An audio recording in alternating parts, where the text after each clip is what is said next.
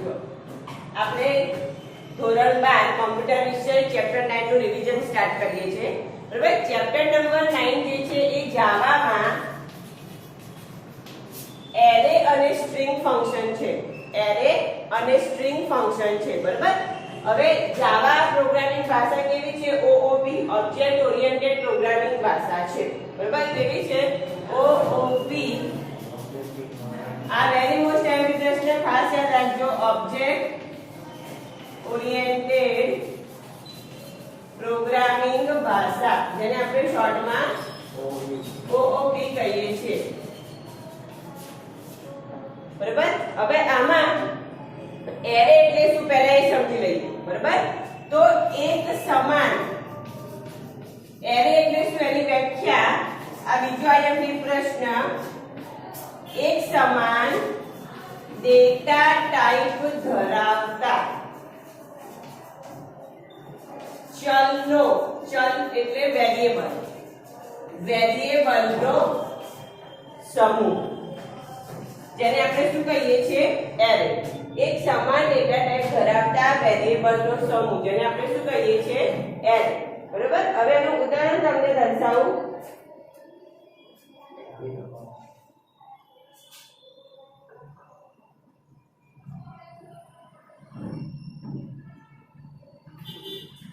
હવે જો એનું ઉદાહરણ ફોર એક્ઝામ્પલ, હવે ધારો કે મારે 5 નામ લખવા છે બરાબર। તો આપણે વેરિયેબલ કેટલી વખત લેવા પડે? 5 વખત બરાબર। 5 નામ લખવા હોય તો એક વેરિયેબલમાં એક કિંમત સચવાય, બીજા વેરિયેબલમાં બીજી કિંમત સચવાય। પણ હવે આપણે આમાં શું થાય છે કે 5 નામ લખવા માટે 5 અલગ અલગ વેરિયેબલ લેવા પડે, એ વેરિયેબલ મેમરીમાં અલગ અલગ જગ્યા રોકે, એટલે આપણો પ્રોગ્રામ કોડિંગ વાઇઝ એટલે લખવા પ્રમાણે કેવો થાય છે? વધારે કોડિંગ વધી જાય છે। બીજું શું થાય છે કે જેટલું કોડિંગ વધારે એટલી પ્રોગ્રામ સાઇઝ વધારે, પ્રોગ્રામ મોટો બને છે બરાબર। હવે જ્યારે તમે એને કમ્પાઇલ કરો છો એટલે મશીન લેંગ્વેજમાં બદલો છો ત્યારે એને ટાઈમ પણ વધારે જાય છે, રન થવામાં પણ સમય લાગે છે। તો આ જે પરિસ્થિતિ છે એના ઉકેલ સ્વરૂપ આપણે શું ભણવાનું છે? એરે। શું ભણવાનું છે? એરે। કે એક જ વેરિયેબલમાં એક કરતા વધારે કિંમતો સાચવી શકાય, એક જ વેરિયેબલમાં એક કરતા વધારે કિંમતો સાચવી શકાય બરાબર। ઉદાહરણ તરીકે જો હું અહીંયા વેરિયેબલ લઉં છું char, char એટલે કેરેક્ટર, char એટલે કેરેક્ટર એટલે અક્ષરો। મારા વેરિયેબલનું નામ છે નેમ અને અહીંયા લખી દઉં છું 5। આનો મતલબ શું થશે કે કેરેક્ટર ડેટા ટાઈપમાં નેમ નામના વેરિયેબલમાં તમે કેટલી કિંમતો આપવાના છો? 5। ખ્યાલ આવશે? એક જ વેરિયેબલમાં 5 કિંમતો અલગ અલગ આપી શકાય, પણ બધી જ કિંમતો કેવી હશે? કેરેક્ટર સ્વરૂપ એટલે શાબ્દિક સ્વરૂપ। ખ્યાલ આવે છે? અહીંયા વેરી મોસ્ટ આઈએમપી પ્રશ્ન, એરેમાં ડેટા ટાઈપ કેવા હોય છે? સમાન બરાબર। અને એની વ્યાખ્યા જો, એક સમાન ડેટા ટાઈપ ધરાવતા ચલ એટલે કે વેરિયેબલનો સમૂહ બરાબર। આ શું થયું? વેરિયેબલનો સમૂહ થયો। વેરિયેબલનું નામ એક છે પણ એમાં કિંમતો તમે કેટલી આપશો? 5। એ કિંમતો કોઈ પણ હોય બરાબર, તમે કોઈ પણ 5 વ્યક્તિના નામ લખો, 5 વસ્તુના નામ, જગ્યાના નામ કંઈ પણ લખો, પણ એનો ડેટા ટાઈપ કયો હશે? કેરેક્ટર બરાબર। હવે આ તો બેઝિક આપણે ઉદાહરણ તો, હવે જાવામાં આને કેવી રીતે દર્શાવાય, જાવામાં એરે કેવી રીતે ડિક્લેર થશે, તો એનું ઉદાહરણ તમને સમજાવી દઉં।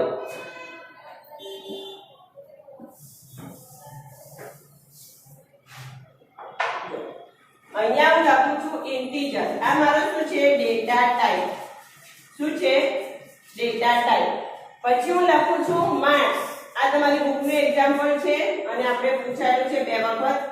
આ છે વેરિયેબલ નેમ, પછી મેં કૌંસ કર્યો છે।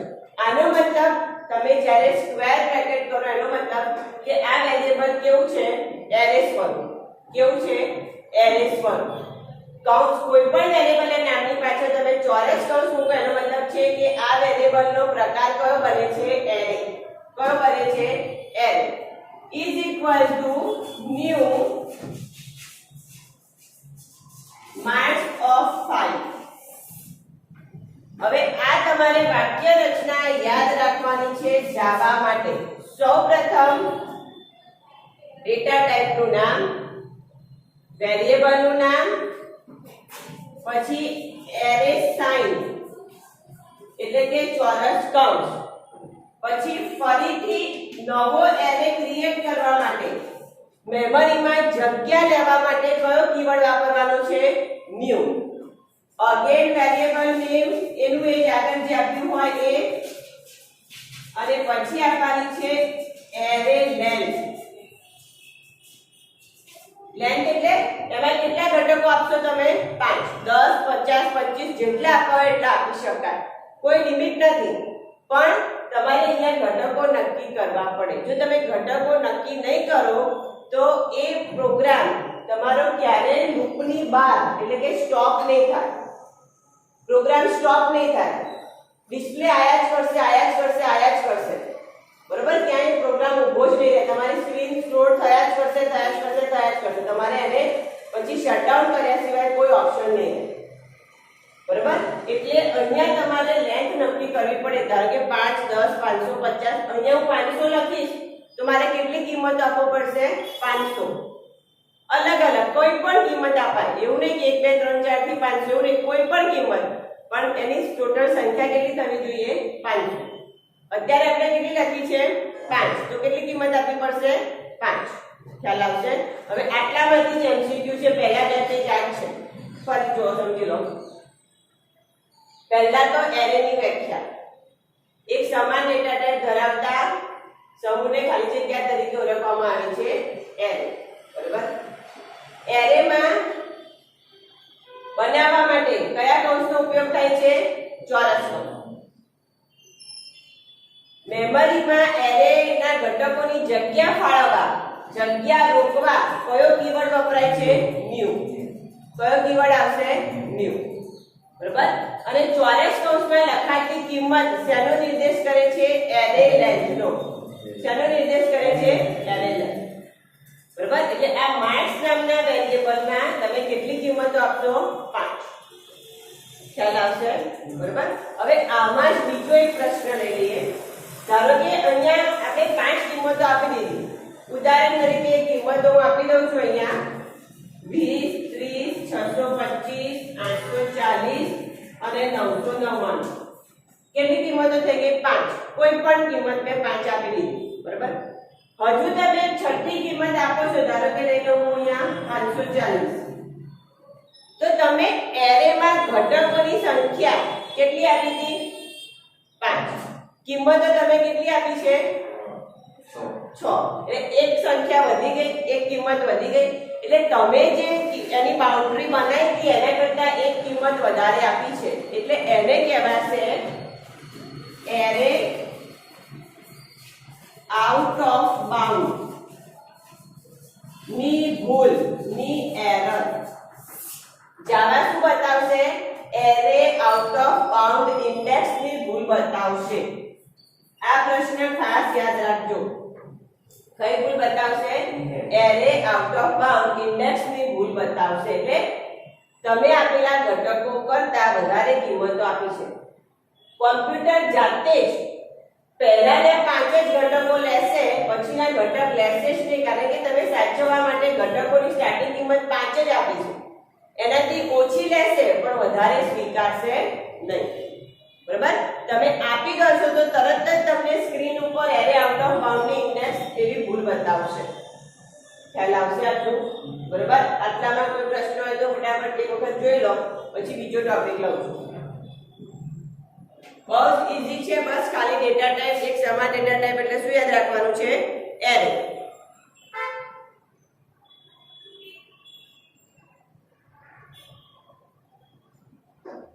હવે આ જે આપણે ઉદાહરણ લખ્યું છે, બરાબર, એમાં તમે 5 માર્ક્સ આપી શકશો. હવે બીજું એક ઉદાહરણ જોઈએ જેમાં આપણે વધારે માર્ક્સ આપવા છે, આડા અને ઊભા ખાના બનાવીને. હવે એની ચર્ચા આપણે કરીએ છીએ. આટલો ખ્યાલ આવી ગયો છે? બરાબર? તો જો આગળ બીજો થોડો ટોપિક લઈ લઈએ એરેમાં.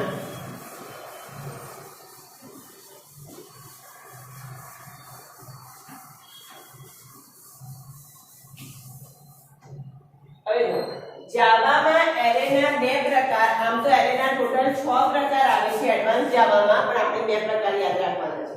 પહેલું છે એક પરિમાણીય એરે, જેને આપણે વન ડાયમેન્શનલ એરે કહીએ છીએ, 1D. બરાબર, એક પરિમાણીય એરે.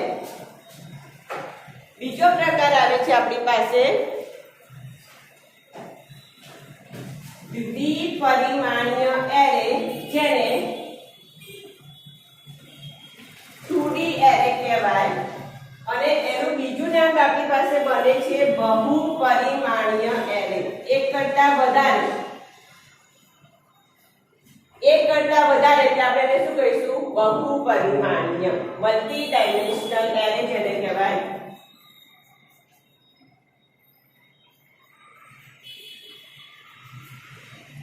બરાબર. પ્રશ્ન: જાવામાં એરેના કેટલા પ્રકાર? બે પ્રકાર, 1D અને 2D, અથવા તો 1D અને મલ્ટી, બહુપરિમાણીય. બરાબર, આટલો ખ્યાલ આવશે. હવે આનો તફાવત શું છે, એનો ઉપયોગ શું છે એ સમજીએ. બરાબર, તો જો હું અહીંયા એક ઉદાહરણ લખું છું, એક પરિમાણીય એરે. અહીંયા હું આ રીતે માર્ક્સ લખું છું, 60, 70, 80, 90 ને 40. બરાબર, આ રીતે ખાના પાડીએ છીએ. અહીંયા હું વિષય લખું છું એકાઉન્ટ, અહીંયા લખું છું સ્ટેટ. બરાબર, હવે અહીંયા એના માર્ક્સ લખી દઉં.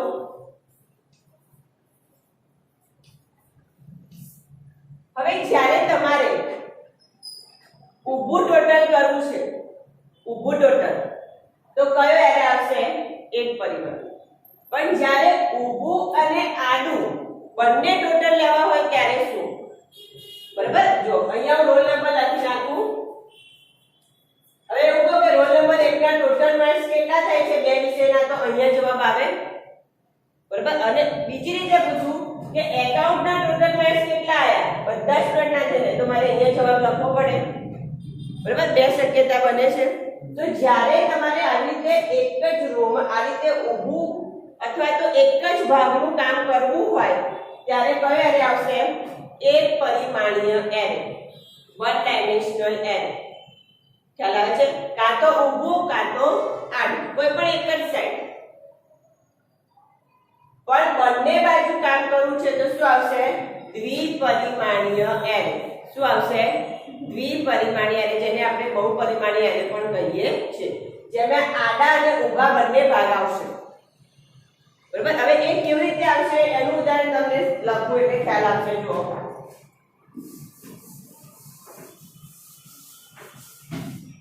અહીંયા હું લખું છું ઇન્ટીજર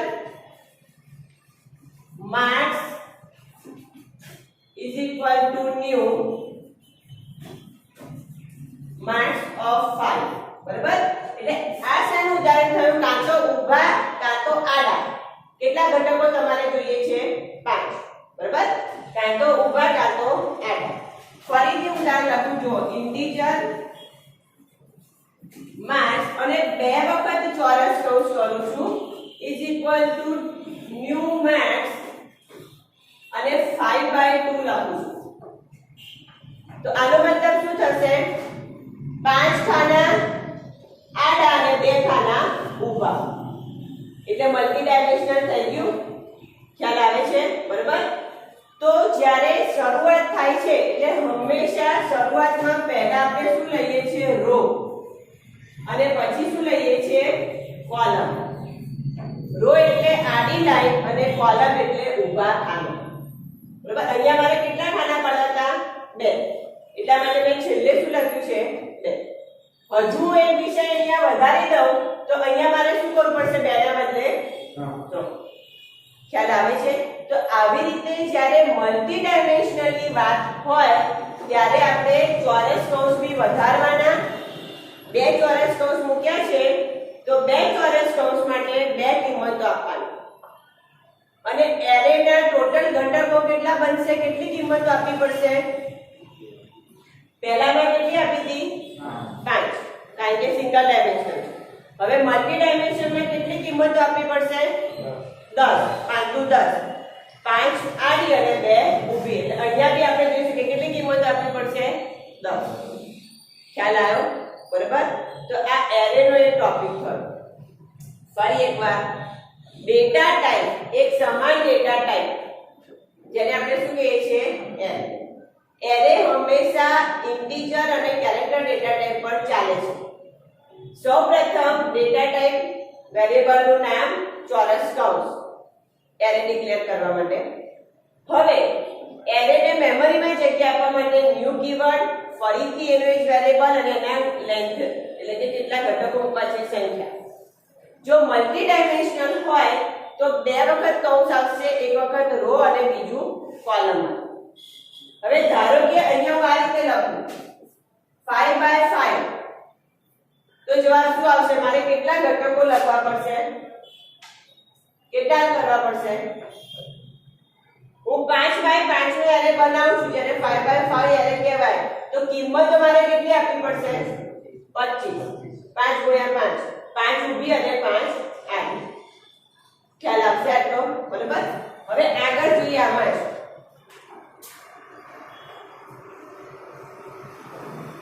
હવે આપણે આ જે કિંમતો આપીએ છીએ એ ક્યારે આપવાની? અહીંયા જે મેં કિંમતો લખી છે 50 70 80 40 એ હું ક્યારે આપીશ? બરાબર. તો એ તરત જ તમે આ રીતે આપી શકો ઇઝ ઇક્વલ ટુ કરી અને છગડિયા કૌંસમાં બધી કિંમત લખી નાખો. બરાબર. આપણે અહીંયા છગડિયા કૌંસમાં 40 50 60 જે લખ્યું છે 80 90 એ છગડિયા કૌંસમાં લખી નાખો તો પણ ચાલે. તમે એરે જ્યારે બનાવ્યો છે ત્યારે જ તમે શું આપી દીધી છે? કિંમત. શું આપી દીધી છે? કિંમત. તો આને કહેવાય પ્રોગ્રામ દરમિયાન અપાતી કિંમતો. પ્રોગ્રામ દરમિયાન અપાતી કિંમતો. બરાબર. આટલો ખ્યાલ આવી ગયો?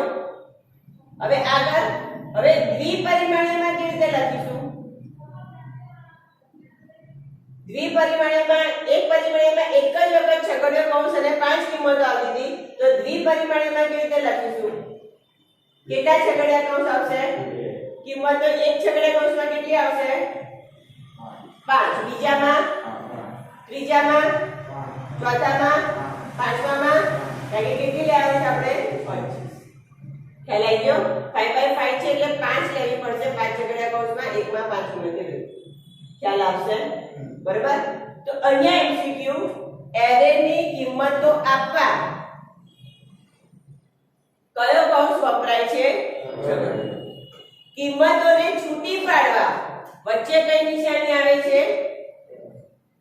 કોમા, અલ્પવિરામ. બરાબર. આવા એમસીક્યુ તમારે યાદ રાખવાનું છે. આ થયો તમારો ચેપ્ટર નંબર 9 નો પહેલો ટોપિક એરે. બરાબર. હવે આમાં કોઈ પ્રશ્ન હોય તો પૂછી લો. પછી આ ચેપ્ટર નો એક છેલ્લો ટોપિક છે કારણ કે કેલેન્ડર ક્લાસ અને સ્ટ્રિંગ ક્લાસ કેન્સલ છે.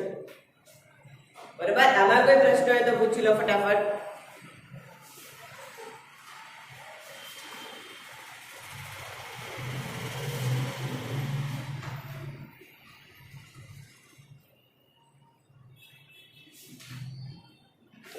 હવે જો એક આમાં આગળ લઈ લઈએ. ચલો એક ટોપિક બાકી છે કે આજે આપણે એરે ડિક્લેર કર્યો.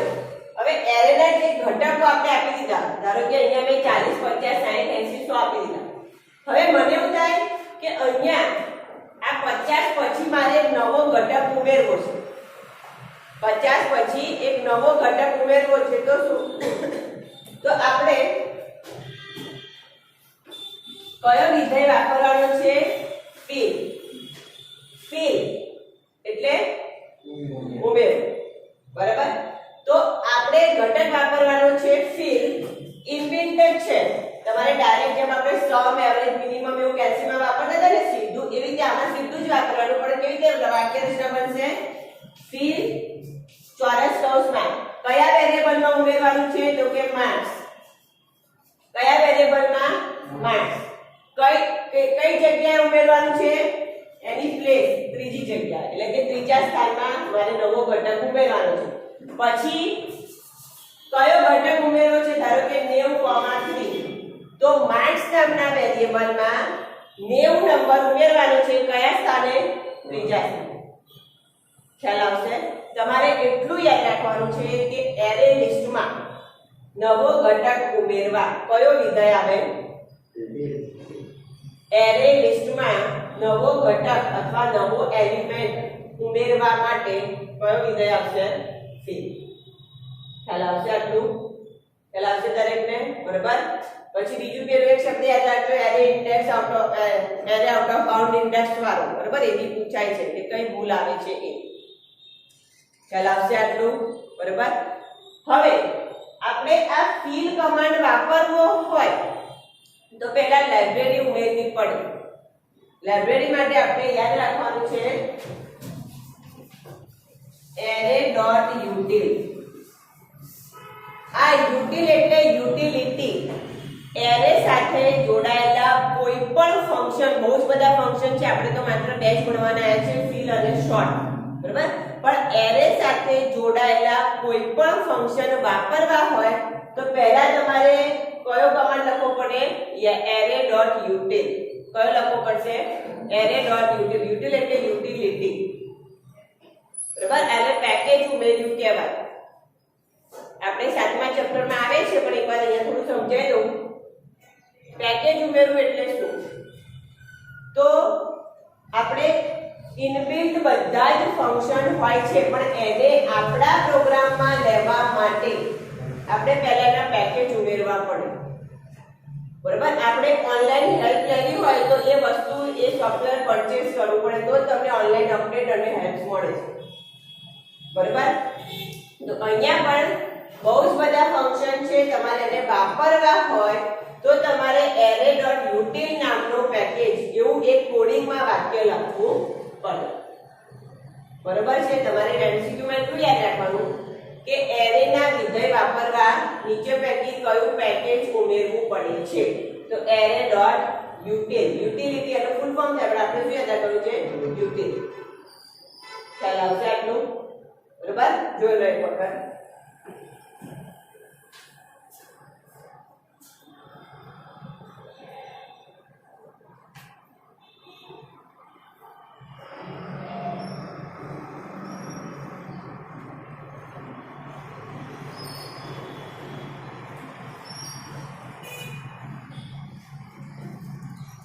હવે અહીંયા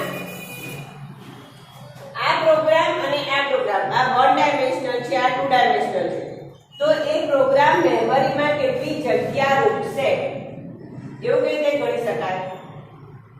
તો ચેપ્ટર નંબર 7 માં આવે છે. ફરી પણ એક વખત અહીં કહી દઉં કે આ ડેટા ટાઈપ છે તો દરેક ડેટા ટાઈપ મેમરીમાં ચોક્કસ જગ્યા રોકે. બરાબર. એક કોષ્ટક મેં તમને આઈએમપી કરે છે, નોટમાં લખવામાં આવ્યું. તો ઇન્ટીજર ડેટા ટાઈપ મેમરીમાં કેટલી બાઇટ જગ્યા રોકે છે? 2 બાઇટ. કેટલી? 2 બાઇટ. એક કિંમત સાચવવા કેટલા બાઇટ વપરાય? 2. તો અહીંયા 5 કિંમતો સાચવવાની છે તો કેટલા બાઇટ વપરાશે? કેટલા? અહીંયા 25 કિંમતો સાચવવાની છે તો કેટલા બાઇટ વપરાશે? 50. આવો પ્રશ્ન એક વખત પૂછાયો છે. તમને ઉદાહરણ આપી દીધું હોય અને ઉપરોક્ત ઉદાહરણમાં એરે ટોટલ કેટલા બાઇટ જગ્યા રોકશે ઓપ્શન આપ્યું હોય 5, 2, 10, 25 તો આપણે શું સિલેક્ટ કરવાનું છે? 25. ખ્યાલ આવશે? ખ્યાલ આવશે દરેકને આટલું? બરાબર. ચલો આટલું એક વખત જોઈ લો ફરીથી ફટાફટ.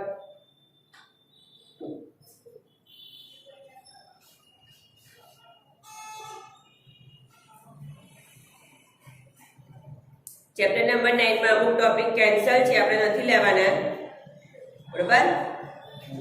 એરે મેઇન છે. ફરી એકવાર એરેના બે પ્રકાર, એક પરિમાણીય અને બહુપરિમાણીય. એક પરિમાણીયમાં એક જ ચોરસ કૌંસ આવે, પેલામાં 2 આવે. કિંમતો ઉમેરવા છગડીયો કૌંસ આવશે, કિંમતો છૂટી પાડવા અલ્પવિરામ આવશે. ઇનબિલ્ટ વિધેય વાપરવા array.util પેકેજ ઉમેરવું પડશે. બરાબર. અને ફિલ એ ઇનબિલ્ટ વિધેય છે કે જેનો ઉપયોગ કરીને કોઈપણ ઘટક આપણે એરે ની વચ્ચે ઉમેરી શકીએ છીએ. બરાબર. અને જ્યારે એરે વાપરો ત્યારે કમ્પલસરી તમારે લૂપ વાપરવી પડે છે. ચેપ્ટર નંબર 8 માં આવશે. શું વાપરવું પડે છે? લૂપ. બરાબર, એ આખો કોન્સેપ્ટ પછી સમજાવીશ. પણ જ્યારે એરે વાપરો ત્યારે શું સાથે કમ્પલસરી વાપરવું પડે છે? લૂપ. બરાબર, તમારે ટેક્સ્ટબુક માંથી